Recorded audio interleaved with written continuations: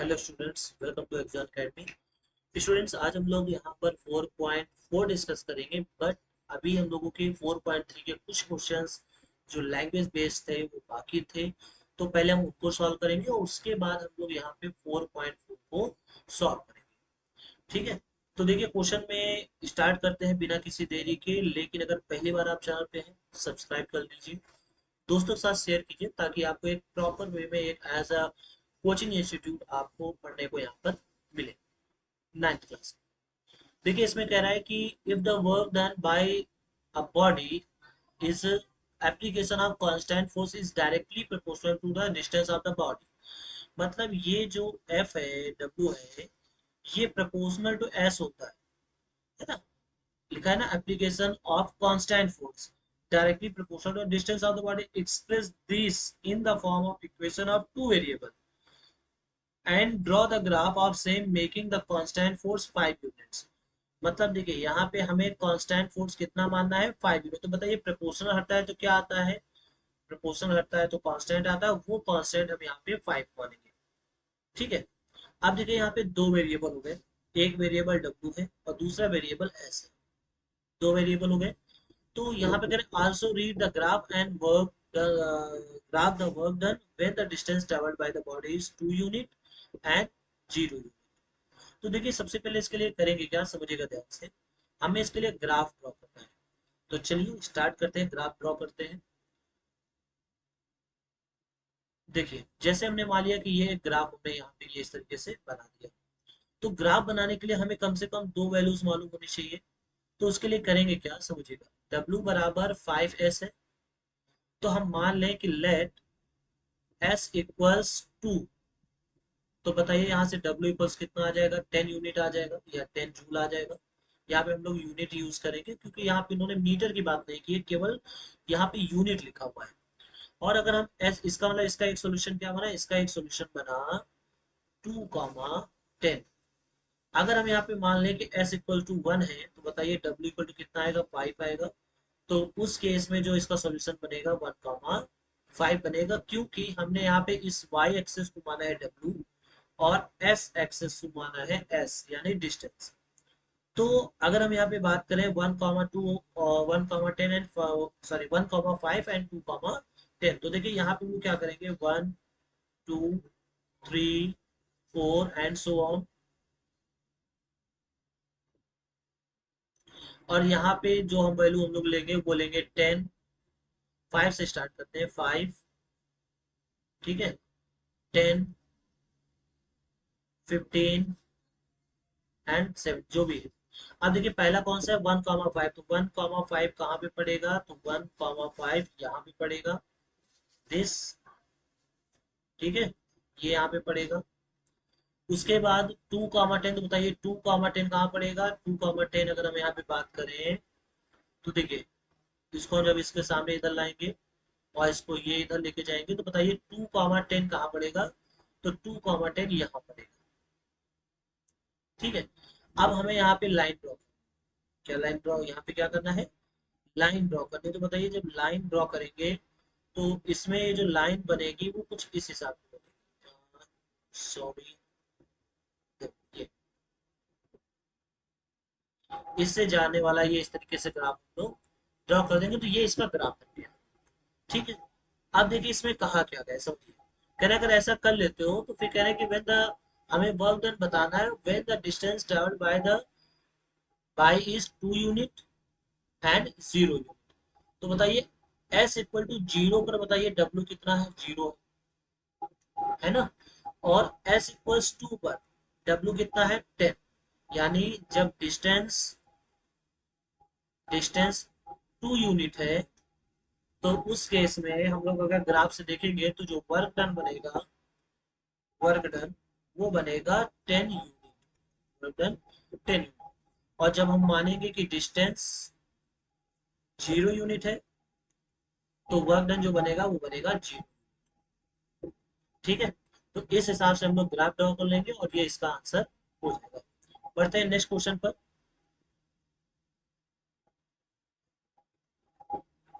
देखिए, अगला क्वेश्चन क्या कह रहा है, Yamini and Fatima two students of class 9th school together contribute 100 towards PM relief fund. मतलब हुआ क्या है यहाँ पे, दोनों लोगों ने मिलकर, अब देखो इसमें इसमें 100 रुपीज डोनेट किए हैं अर्थक्वेक विक्टिम्स के लिए। Write a linear equation which satisfy this data, you may take their contribution as x rupees and y rupees. तो देखो यहाँ पे हम लोग करेंगे क्या, समझिए।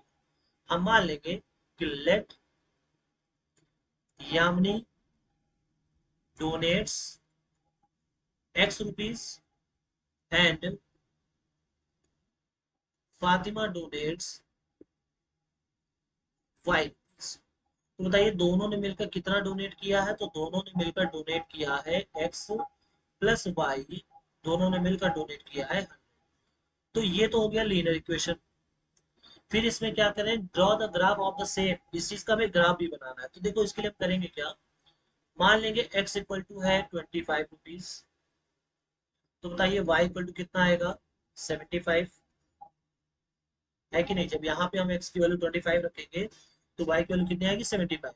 और अगर हम यहाँ पे x की वैल्यू 50 रुपीज कर दें मान लीजिए, तो उस केस में जो y होगा वो भी कितना आएगा 50 रुपीज आएगा। यानी इसके हिसाब से सॉल्यूशन 25,75 और इसके हिसाब से सॉल्यूशन है 50,50। अब हम लोग यहाँ पे क्या करेंगे, ग्राफ ड्रॉ करेंगे। ठीक है, ग्राफ ड्रॉ करना है। तो सबसे पहले हम इसमें पॉइंट लोकेट करते हैं। तो पॉइंट लोकेट करने के लिए क्या करेंगे, यहाँ पे देखिए 25 और 75 ऐसे करके नंबर है, तो हम 25 का ही गैप लेके चलेंगे। तो देखिए 1 2 3 4, ये हो गया 25, ये हो गया 50, ये हो गया 75 और ये हो गया 100। उसके बाद यहाँ पे 1 2 3, तो यहाँ पे कितना आ जाएगा 25 50 एंड 75। तो ये हमने मान लिया ये है x और ये है y। क्लियर है। अब इसका ग्राफ कैसे बनाएं, पहला है 25,75, 25,75 यानी दिस। तो 25,75 इसको हम इस तरीके से यहाँ पे ड्रॉ करेंगे, तो ये पॉइंट आ जाएगा 25,75। और अगला कौन सा है 50,50। तो यहाँ से अगला जो पॉइंट बनेगा वो बनेगा 50,50 ये। तो अब हम लोग यहाँ पे करेंगे क्या, इन ग्राफ को ऐसे मिला देंगे इस तरीके से। तो ये इसका फाइनल ग्राफ बन गया। ठीक है, ये इसका ग्राफ बन गया। अब अगर आप यहाँ पे चेक करना चाहें तो चेक कर सकते हैं। देखिए अगर यहाँ पे हमने y 0 रख दिया तो बताइए x कितना आएगा 100 आएगा। तो देखिए यहाँ पे आके 100 पे ये इंटरसेक्ट कर रहा है। और अगर हम मान लीजिए यहाँ पे x 0 रखते हैं तो बताइए y 100 आ जाएगा। तो बताइए यहाँ पे 75 के बाद ये अगला नंबर क्या होगा, तो अगला नंबर यहाँ पे 100 ही तो होगा। अगला नंबर कौन सा होगा 100। तो इस तरीके से इसका ग्राफ बन जाएगा। आई होप आपको ये समझ में आ गया होगा। तो यहाँ पर ग्राफ भी ड्रॉ हो गया और इसमें कोई चीज पूछे भी नहीं। क्लियर है। बढ़ते हैं नेक्स्ट क्वेश्चन पर।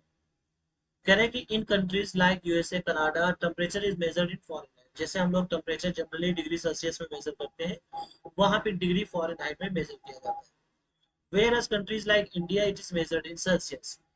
Here is a linear equation convert Fahrenheit into Celsius. यहाँ पे एक लीनियर इक्वेशन गिवन है जो फॉरेनहाइट को सेल्सियस में कन्वर्ट करता है या सेल्सियस को फॉरेनहाइट में कन्वर्ट करता है। जो भी वैल्यूज है हम यहाँ पे पुट कर देंगे। लिखा है कि draw the graph of linear equation using Celsius scale as x axis and Fahrenheit scale as y axis. तो अब इसको जरा ध्यान से समझिएगा। हमें ग्राफ ड्रॉ करना है, लेकिन इसमें एक्स एक्सिस को जो मानना है वो मानना है सेल्सियस डिग्री सेल्सियस, और इसको मानना है डिग्री फॉरेनहाइट। अब यहाँ पे बात आई कि वैल्यू कितनी रखें। तो सबसे पहले हम मान लेते हैं कि सी की वैल्यू, यहाँ पे देखिए ग्राफ ड्रॉ करने के लिए क्या होता है, दो वैल्यू चाहिए होती है। तो अगर हम मान लें कि ये जो सी की वैल्यू है वो 0 डिग्री सेल्सियस है, तो बताइए एफ कितना आएगा 32 डिग्री फॉरेनहाइट। क्लियर है। तो पहला हमारा आंसर बना 0,32।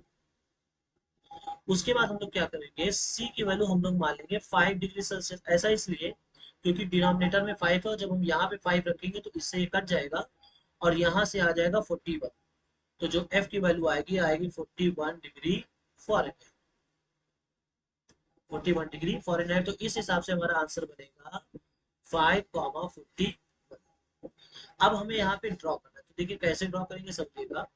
यहाँ पे लेट्स से कि ये 1 2 3 4 5 6। तो यहाँ पे हम जीरो से भी ले सकते हैं, वन से भी ले सकते हैं, क्योंकि जो वैल्यूज हमने ली है उनमें मैक्सिमम सी की वैल्यू कितनी है 5। तो हमने यहाँ पे 1 2 3 4 5 6 ये ले लिया। फॉरेन रेट की बात करें, बताइए 32 से स्टार्ट, तो हम स्टार्ट करते हैं यहाँ पे 30 से। कितने से स्टार्ट करते हैं? 30 से। तो देखिए 1 2 3 4 5 6। तो यहाँ से 30 32 34 36 38 ये 40 और इसके आगे यहाँ पे समझिएगा। इसको थोड़ा सा मैं बड़ा कर लेता हूँ, है ना। तो ये आ जाएगा यहाँ पे दिस, ये आ जाएगा 42। क्लियर है? ओके। तो अब यहाँ पे करना क्या है, सबसे पहले हमें कौन सा पॉइंट डिनोट करना है? दिस 0,32। 0,32 कहाँ पड़ेगा? तो 0,32 पड़ेगा ये वाला पॉइंट। उसके बाद 5,41। तो बताइए 5 यहाँ पे है, 41 कहाँ? यहाँ बीच में पड़ेगा। तो इस तरीके से यहाँ पे इसको हम लाइन ड्रॉ कर लेंगे, डॉटेड लाइन। और कहाँ तक ड्रॉ करेंगे? 5। ठीक है, इस तरीके से यहाँ पे ड्रॉ कर लेंगे। तो ये हमें यहाँ पर पॉइंट मिलेगा। तो एक पॉइंट हमें ये मिला, दूसरा पॉइंट हमें ये मिला। अब हमारा काम क्या होगा? अब हमारा काम ये होगा कि सिंपल सा हम इनको मिलाते हुए यहाँ पे लाइन ड्रॉ कर देंगे। क्लियर है? तो ये इसका ग्राफ बन चुका। जो ग्राफ बनाने के लिए कह रहे थे, ये इसका ग्राफ बन गया। अब कह रहे हैं कि if the temperature is 30 degree Celsius, what is the temperature in Fahrenheit. अगर सेल्सियस में टेम्परेचर 30 डिग्री सेल्सियस हो, तो बताइए यहाँ पे करेंगे क्या? यहाँ पे हम लोग करेंगे ये कि F इक्वल्स कितना है? तो F इक्वल्स है 9/5 और C की जगह पे कितना लिखना है? तो 30 लिखना है। सो 30 प्लस 32। तो यहाँ से 6 टाइम्स कैंसिल आउट, क्या आ जाएगा? 54 plus 32, that means 86 degree Fahrenheit. ये आ जाएगा इसका आंसर। यहाँ पे आ जाएगा 86 डिग्री फॉरेनहाइट। अब कह रहे अगर फॉरेनहाइट में वैल्यू इतनी हो तो सेल्सियस में बताना है। तो भी यहाँ पे हम लोग रख देंगे। यहाँ पे कितना रखना पड़ेगा? हमें रखना पड़ेगा 95 इक्वल टू 9/5C प्लस 32। तो यहाँ से 9/5C इक्वल टू कितना आ जाएगा? 95 माइनस 32। सो यहाँ से 9/5C इक्वल्स कितना आ जाएगा? ये आ जाएगा 3 और यहाँ पे आ जाएगा 6। ठीक है, 9 से जाएगा 7 टाइम्स। तो बताइए C इक्वल्स कितना आ गया? 35 डिग्री सेल्सियस। तो इसका आंसर हो जाएगा 35 डिग्री सेल्सियस। आई होप आपको ये क्वेश्चन समझ में आ गया होगा, क्योंकि जब हम इसमें से माइनस करेंगे तो ये आएगा 63 और फिर उस हिसाब से 9 से 7 कर जाएगा और ये आ जाएगा। अगला करें कि if the temperature 0 degree Celsius temperature in Fahrenheit and if temperature is 0 degree Fahrenheit, then what is the temperature in Celsius, ये बताना है। तो देखिए कह रहे हैं, इसको मैं थोड़ा सा, ये ग्राफ भी आपको अच्छे से समझ लेना है, ग्राफ भी पेपर में आ सकता है। तो देखिए क्वेश्चन क्या है समझे। क्वेश्चन में कहा है कि अगर टेम्परेचर 0 डिग्री सेल्सियस हो तो फॉरेन हाइट में इसकी वैल्यू क्या होगी? अगर zero zero degree foreign height हो तो सेल्सियस में इसकी वैल्यू क्या हो? तो सबसे पहले मान लेते हैं कि ये जो टेम्परेचर है वो जीरो जीरो डिग्री सेल्सियस है। तो उस केस में बताइए एफ इक्वल टू कितना आएगा? 9/5 इंटू जीरो प्लस 32। तो बताइए यहाँ से आ जाएगा 32 डिग्री फॉरेन, जो अभी हम लोगों ने निकाला था। उसके बाद अगर एफ जीरो हो जाए, सपोज है एफ 0 डिग्री फॉरेन हाइट हो जाए, तो उस केस में सी क्या होगा? तो बताइए यहाँ पे क्या आ जाएगा? Zero 9/5 into c plus 32। तो यहाँ से क्रॉस मल्टीप्लाई जब करेंगे तो बताइए यहाँ से आ जाएगा 9C प्लस 160।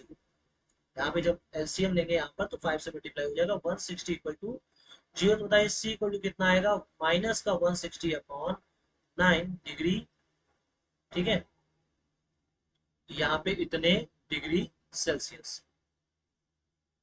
क्लियर हो गई बात।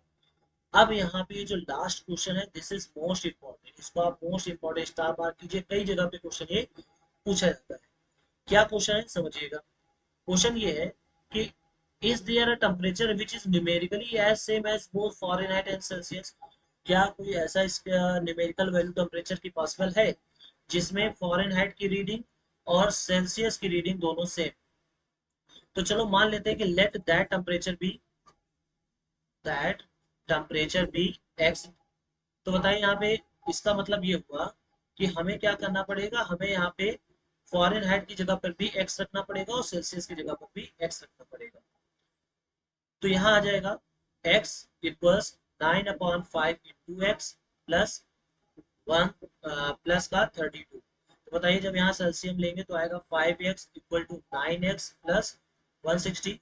तो यहाँ से आ जाएगा 9x minus 5x equal to minus का 160, 4x इक्वल्स टू माइनस का 160, दैट मीन्स x इक्वल्स आ जाएगा माइनस का 4 डिग्री, 40 डिग्री, माइनस का 40 डिग्री। इसका मतलब ये हुआ कि माइनस के 40 डिग्री सेल्सियस पर दोनों वैल्यू सेम आएगी, मतलब माइनस का 40 डिग्री सेल्सियस, ऐसे कह सकते हैं आप कि माइनस का 40 degree Celsius is equal to minus का 40 डिग्री फॉरेनहाइट, ये दोनों बराबर होंगे।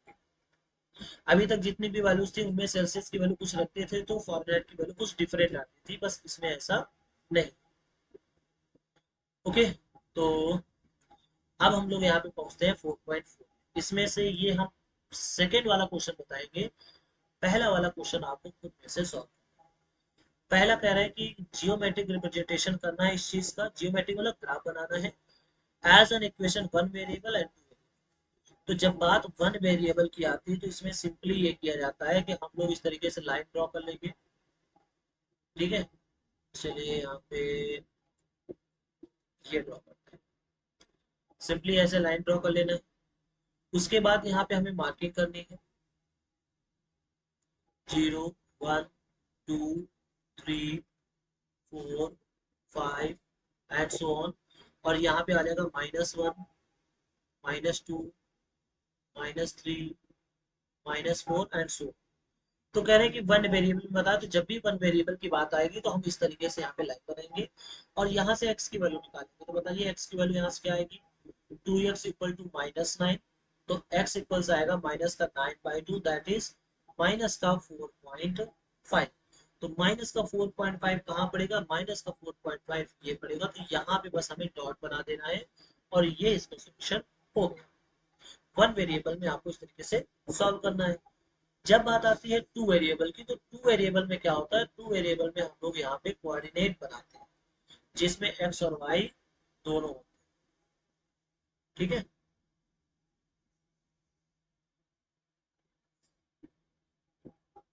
इस तरीके से